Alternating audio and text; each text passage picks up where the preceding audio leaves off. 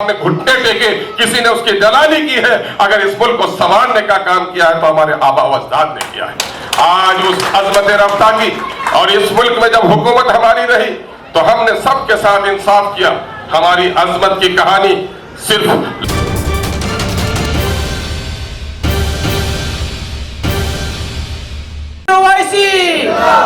نقیب ملت الحاج بیرسٹر اسد الدین اویسی. نالائے بلبل تو سنا، نالائے بلبل شیدا تو سنا، ہنس ہنس کر اب جگر تھام کے بیٹھو، میری باری آئی.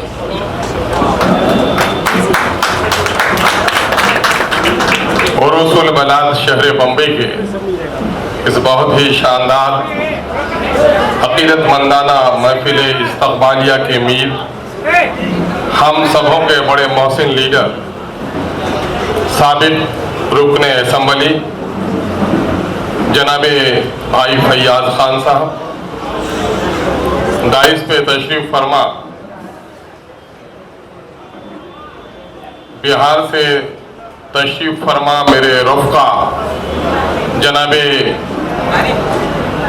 الحاج اظہار اسفی صاحب، جناب بھائی شہنواز صاحب، جناب بھائی انظار نعیمی صاحب، جناب بھائی سید رکن الدین صاحب، معزز ارکان مجلس قانون سازیہ بہار، میرے عزیز اور بہار میں نوجوانوں کے درمیان میں ایک نئی توانائی بخشنے والا جیالہ نوجوان جناب بھائی عادل حسن ایڈوکیٹ صاحب، صدر یوتھ بہار جناب بھائی اسرار الحق اصرفی صاحب، جناب بھائی ڈاکٹر ابو سائم صاحب، یہاں آج اس محفل کے منتظمین خاص اور محفل استقبالیہ کے محرک جناب بھائی ایوب سیف صاحب، آج کے محفل کی بڑی خوبصورت نظامت کر رہے جناب بھائی مولانا لقمان ندوی صاحب، یہاں کے مقامی یونٹ کے ذمہ دار جناب بھائی ناصر صاحب، حافظ تبریز خان صاحب اور مختلف مقامات سے آئے ہوئے ایم کے شہدائیوں اور اس شہر مصروف کے چمبور، سیواجی نگر، کرلا، گھاٹ کھوپڑ اور گوونڈی کے رہنے والے سبھی مکینوں، ملت کی غیور اور جرأت مند بیٹیوں، میڈیا اور سوشل میڈیا کے ساتھیوں، میرے ہندو مسلم دوستوں، السلام علیکم، آداب. یوں تو کہنے کو یہ ہے کہ آج کی یہ محفل استقبالیہ ہے. یقیناً یہ آپ سب کے لیے محفل استقبالیہ ہو سکتا ہو جس کے لیے ہم آپ کی زیادہ نوازی اور قدردانی کا شکریہ ادا کرتے ہیں، لیکن آپ کے اس محفل کے توسط سے ہم اظہار تشکر بھی کرنا چاہتے ہیں کہ ہمارے لیے آپ نے تشکر کی ایک مجلس بھی انعقاد کیا ہے، جس کے لیے ہم شکریہ ادا کرتے ہیں. آپ کا شکریہ ادا کرنا اس لیے لازمی نہیں ہے کہ آپ نے ہمیں ایک والہانہ اور عقیدت مندانہ پرخلوص استقبال دیا ہے. دراصل آپ کا شکریہ ادا کرنا ہم سب پر اس لیے واجب ہے کہ مجلس کی کامیابی، نمایاں ترین کامیابی اور تاریخ ساز کامیابی میں جو رول آپ کا رہا ہے، اس رول کو ہم کبھی فراموش نہیں کر سکتے. تقریباً 2000 کلومیٹر دور سے چل کر ہمارے تمام تر بھائیوں نے جناب فیاض خان صاحب کی سرپرستی میں جو سیمانچل میں اپنا ڈیرا ڈالا، اس شہر آرائش میں رہنے والے لوگ اس ویران بستی میں نہ جہاں رہنے کا ٹھکانہ تھا، نہ اچھی سڑکیں تھی، اور اس جگہ جا کر موسم کی شرارت بھی تھی، اور اس کے باوجود پوری ہمت اور حوصلہ مندی کے ساتھ جس طرح سے اس الیکشن کو لڑنے کا کام کیا ہے، آپ سب کا شکریہ ادا کرنا ہم سب پر لازم ہے. میں جانتا ہوں اس شہر میں پورے ملک کے باشندگان ہیں، بہار ہو یا سیمانچل ہو، یو پی ہو یا بنگال ہو یا بہار اور یا وطن عزیز کے مختلف صوبوں کے لوگ ہوں، آپ سب بستے ہیں. आप सबों से जो कुछ बन पड़ा, सीमांचल के नौजवानों ने जो गुर्बत और अफलास और अपनी मजबूरी के बिना पर वोट नहीं देने जा सके, उन नौजवानों के कदरदानी का शुक्रिया मैं कैसे अदा करूं। यहाँ से उन्होंने रो रो कर अपनी माओ को फोन किया, अपनी बहनों और अपनी बेटियों को फोन किया कि गुर्बत और परेशानी ने तो मुझे घर आने नहीं दिया, लेकिन एक भी घर वोट का ज़ाया न करना और तमाम तर वोट बैरिस्टर असदुद्दीन ओवैसी के हवाले करना, उन लोगों ने हमारे लिए काम किया। हमारे उन नौजवानों ने, जिन नौजवानों ने सोशल मीडिया की जिम्मेदारी संभाली, अपना घर बार छोड़कर फिल्म की इस नगरी में तमाम तर आसाइश और दूसरी रौनक अफरोज नजारों को छोड़कर अगर उसकी नजरें कहीं जमी थी तो सीमांचल पर जमी थी।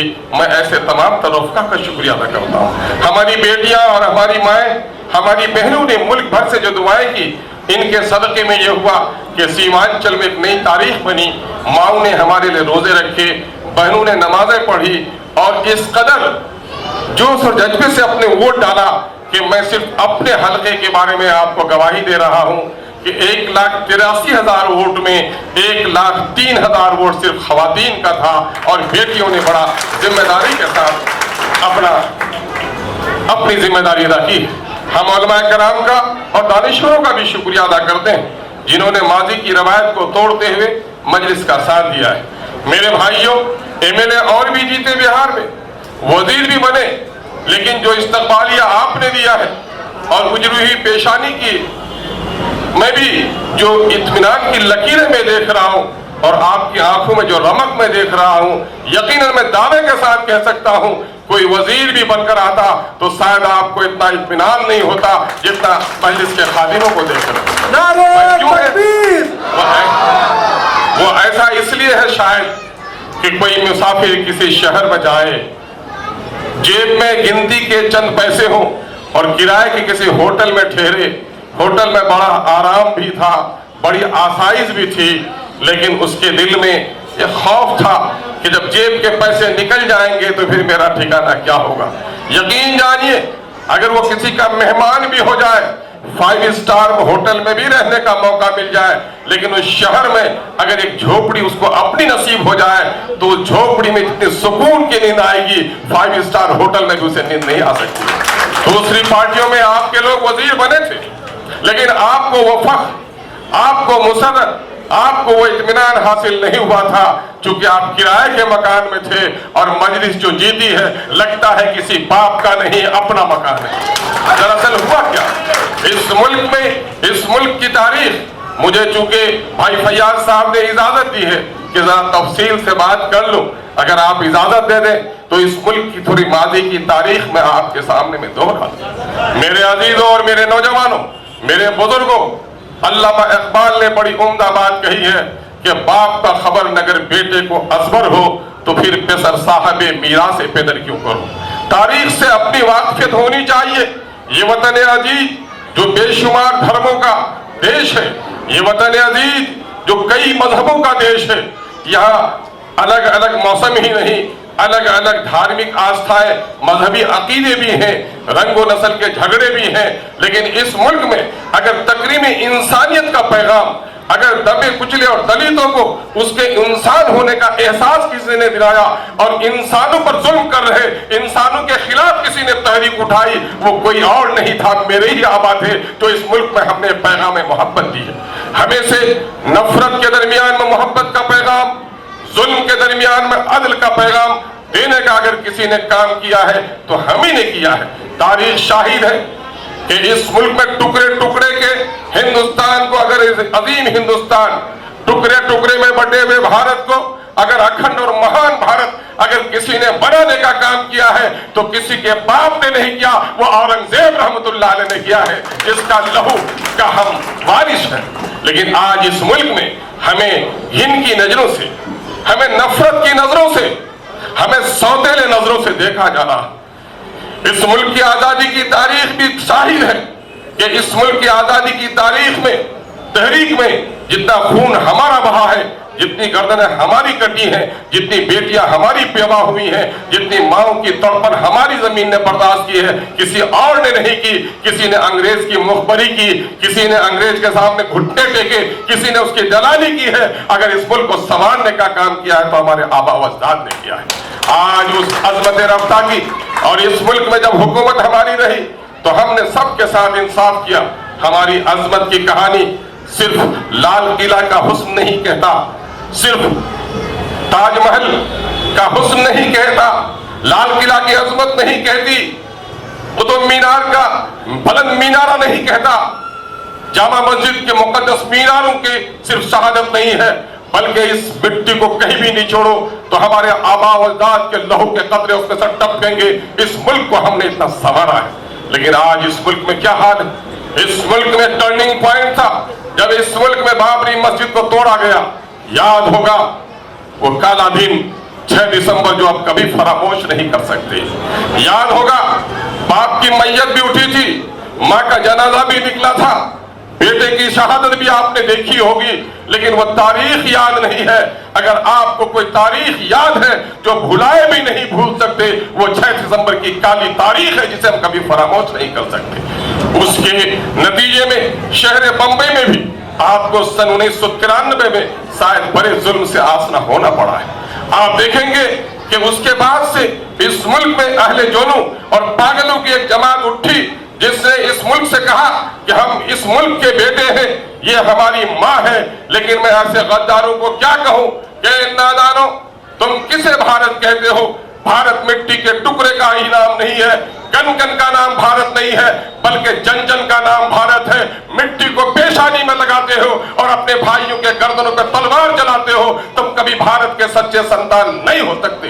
क्योंकि माँ अपने बच्चों से प्यार करती है। अगर तुम इस वतन को माँ कहते हो और हम कहते हैं ये मेरे बाप की सरजमीन है, हम तुमसे कहीं पीछे नहीं रहते।